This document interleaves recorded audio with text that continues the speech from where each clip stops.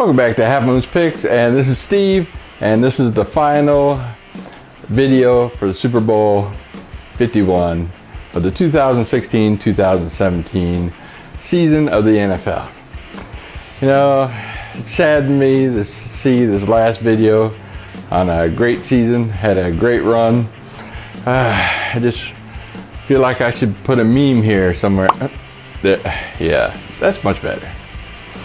All right, let's go over last week's stats right here.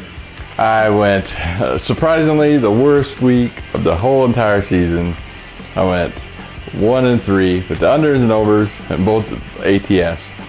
I told you to pick both unders, and both Green Bay and Pittsburgh scored a last-minute touchdown at the end of both games, just to make it over the over total, which was the public favorite. Both the public favorites won on the ATS as well. And I did the ultimate no-no. When I did, you know, I had Green Bay. I had let me look at this. I had Green Bay -4. I had Green Bay -11 and -17. And by the end of the game, they're losing by 29 points. I mean, who would have guessed that 29 points? And then he scored that last touchdown and lost by 23. Like that didn't help anything, and just lost my over on top of it. So at the end of the season, the Green Bay Packers screwed me once more. As you see, I'm wearing my wild card t-shirt of the Detroit Lions. I cannot stand Green Bay, but that's another video. So what I did as the no-no, as I just brought up, I took my whole entire winnings for the whole year, which was a lot of money, and threw it on the New England Patriots on the money line. Boy, was I sweating the load, man. The second quarter when it was 10-7, I'm like, no, come on, you know. But by the end of the game, you know, they clearly won by 19. So, man, as a gambler's no-no, do not do that, because you just lose a whole entire season winning on one game. And, you know, I just got so mad at the Packers. Unbelievable. So don't ever do that. But just a show for the record, you know. So I ended up, you know, at the money line paid, I was like 150, so I ended up getting 50% of my winnings of that gamble, which, you know, I made out pretty good there. So, but don't ever do that. That's a no-no. For my football pools here, let me bring those up. Like I said, I was 1-1 on the ATS on all my pools. They haven't gone much further. If you'd like to join me and or other prognosticators and see how well you do against you know, picking every single game of the NFL throughout the whole season, some with spread, some without, just like I said, I got the Facebook page link below. Join us. Be ready for next season.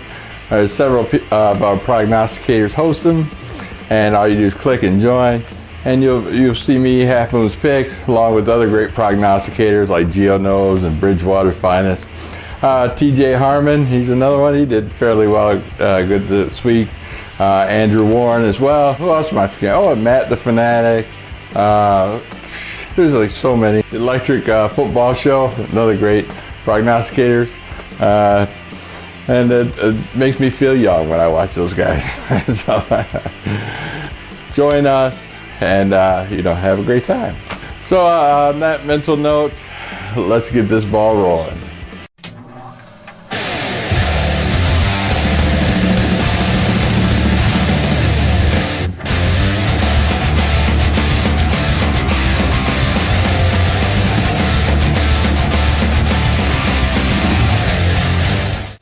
All right, Super Bowl graphics here. Hope you enjoyed them.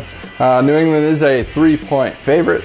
The under and over is 59.5. I'll show you here right on my book. The average books are around 58, 58.5, but mine is 59. I'm going to base it off that, and that's Bovada. It's a great place to, you know, do your football bets, and not too many people, not too many sites, you know, take U.S. customers. So this will let you know for future reference. All right, so we're going to analyze the offense. Both offenses are extremely great. Top of the line, Atlanta's the number 2 offense, and the New England's number 4 overall throughout the whole season. But the defense fares fairly different, as New England's ranked 8th defense overall throughout the season, and Atlanta's 25th. Now, Atlanta has put up some, decent, the last couple games of the playoffs against Seattle and Green Bay. They have some new starters in there, new guys, and they have been, a little bit better than 25th, as far as that goes. So they have stepped up a little bit, but, nowhere near as good as the New England defense. Julio Jones, had that toe injury, but, within 2 weeks, he should be okay. That's the star receiver for Atlanta. In case you didn't know. Last week he had 9 receptions for 180 yards and 2 TDs, so that's pretty good for an injured toe. But Malcolm Butler, he'll be the one, sticking him as cornerback for New England. He held Antonio Brown for 7 catches, 77 yards, and no TDs. So that's exceptionally well for a great star. Antonio Brown is a great receiver. Probably not as good as Julio Jones, but in the top 5 as well. So you see Malcolm Butler is a great cornerback, so should be a great matchup there. See the turnover differential on both teams. New England's plus 12 and Atlanta's plus 11, so pretty equal. Now the thing I noticed with Atlanta last game against Green Bay, they did have a lot of drops, and they did, fumble the ball twice, but they recovered their own fumble. So like I said, those new guys, might not be able to keep up with the hype of the pressure of the Super Bowl as would New England. So that's just one point I'd like to bring up there. Win streaks, New England's won 9 in a row, as to Atlanta won 6 in a row. So both of them on a great hot streak, doing well. Great comparison there.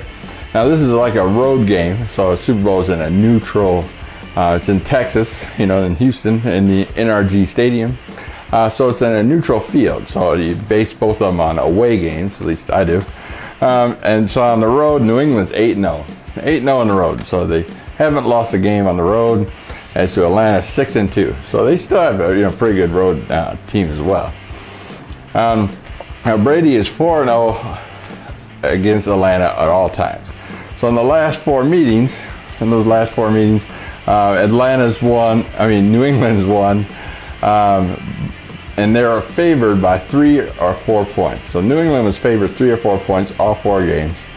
They won by 7, by 16, by 3, one good push there, and by 14. And 3 of those 4 games were played in Atlanta. So that tells you, New England can beat Atlanta. At least they have the last 4 times.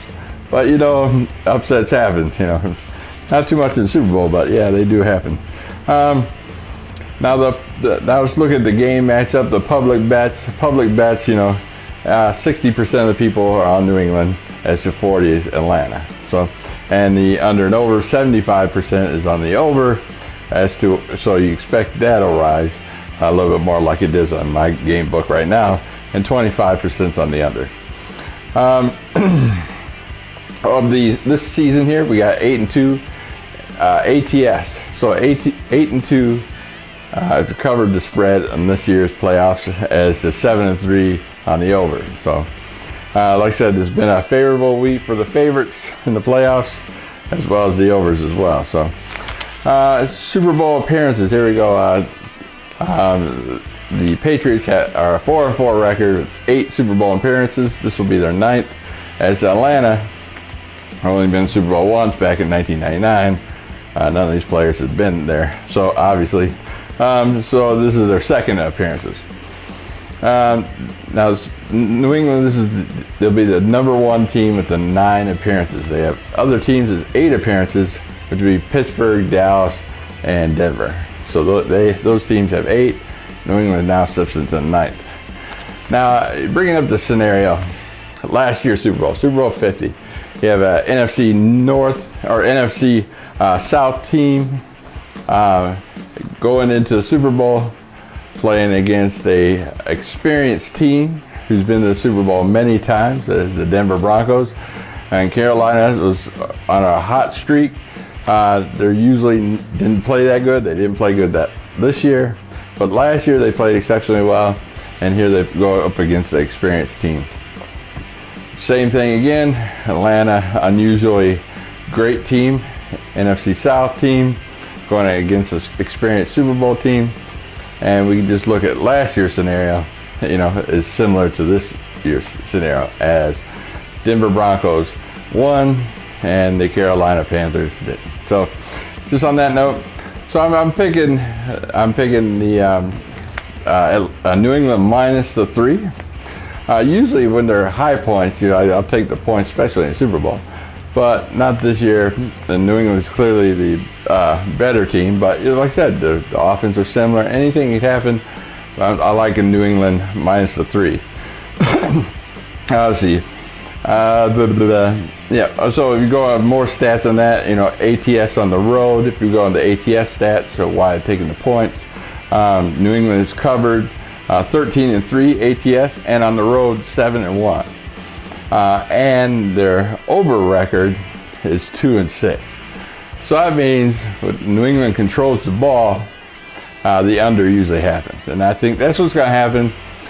New England's going to try to, hold on to the ball 1 yard at a time. Get 10 yards here, 10 yards there, no long passes. They're just going to hold. They got a decent running game, decent passing game. Keep Atlanta's defense on the field. That's the game plan. I'm thinking if I was Bill Belichick, that's what I would do. And so I'm going with the under 59.5 with New England minus 3. Well, that's it for the week. I hope you enjoyed the season with me on all my picks as well. I did exceptionally well. This is probably one of my better years. The contest winner last week, I said, what was Brady's passing yards? I picked 290. I was nowhere in the ballpark. I was expecting them to run more, which they didn't. Pittsburgh was able to stop that run, but they couldn't stop the pass. So Brady did pass up a lot. His actual yards was 384. Jermaine Burgess was the closest and the highest one, picking 362. He was only 22 yards off. So congratulations, Jermaine. Did a great job. So I'm going to cap this off real quick. In the off season, usually I don't do as many videos. I am planning on moving back up north, be closer to my home team. I'm going to definitely go some games next year. But what do you have for ideas for next season? During the off season, someone brought up they'd like to see more loops, like the helmet loops here. I did these helmets. Recently, I haven't skinned them all yet, but I'm getting them all 32 teams done.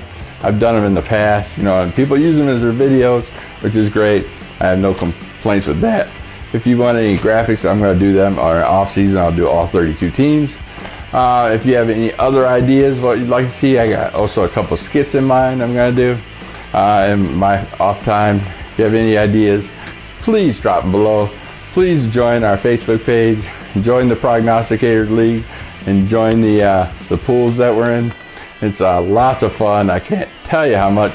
And you don't even have to bet a nickel. You just go there, have fun. That's what I do, whether it's betting or not, and still just having fun. Like again, I appreciate. Thanks for getting me up to 1,000 subscribers this season, and I want to wish you guys the very best of luck to more games to come. Let fortune favor the foolish. Thank you, and see you next season. Peace.